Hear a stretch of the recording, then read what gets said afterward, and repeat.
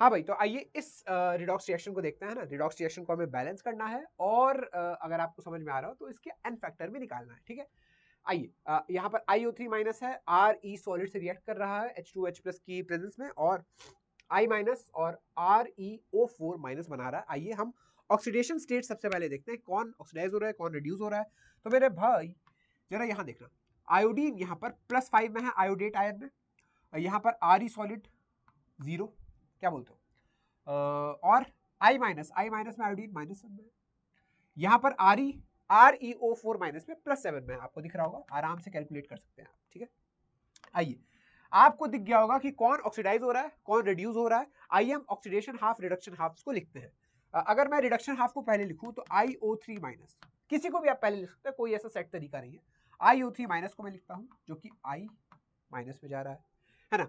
Iodine balance है, 3 ऑक्सीजनों की मुझे यहाँ पर कमी लग रही है, तो 3H2O ऐड कर देते हैं। यहाँ पर मैं 6H प्लस ऐड कर देता हूँ, 6 हाइड्रोजनों की कमी लग रही थी मुझे, -1 चार्ज था, यहाँ पर +5 चार्ज आ चुका है, तो बराबर बराबर करने के लिए 6 इलेक्ट्रॉन में इधर ऐड कर देता हूँ मेरे भाई, ठीक है। तो this is my balanced reduction half reaction.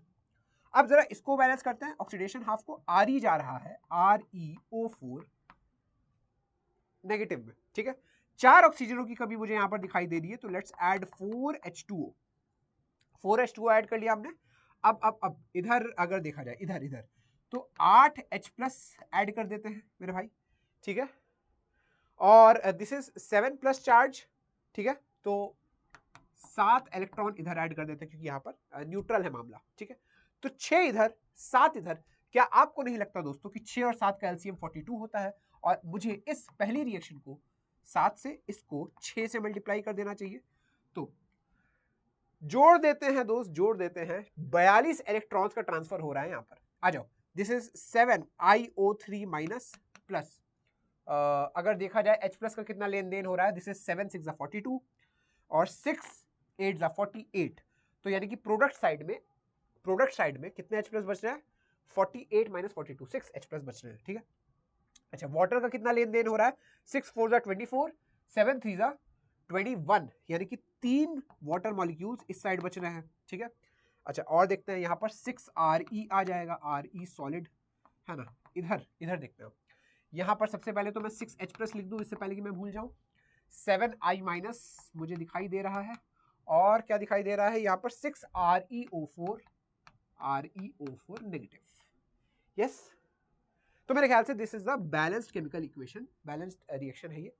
आइए अब हम सारी स्पीशीज का एन फैक्टर निकालते हैं, और एन फैक्टर निकालने का तरीका क्या है रिडॉक्स रिएक्शन में, number of net electrons transferred को हम देखते हैं। कितने इलेक्ट्रॉन्स यहाँ पर ट्रांसफर्ड हुए हैं भाई, 42 इलेक्ट्रॉन्स का यहाँ पर आगे पीछे काटा पीटा हुआ है, तो 42 इलेक्ट्रॉन्स ट्रांसफर हुए हैं।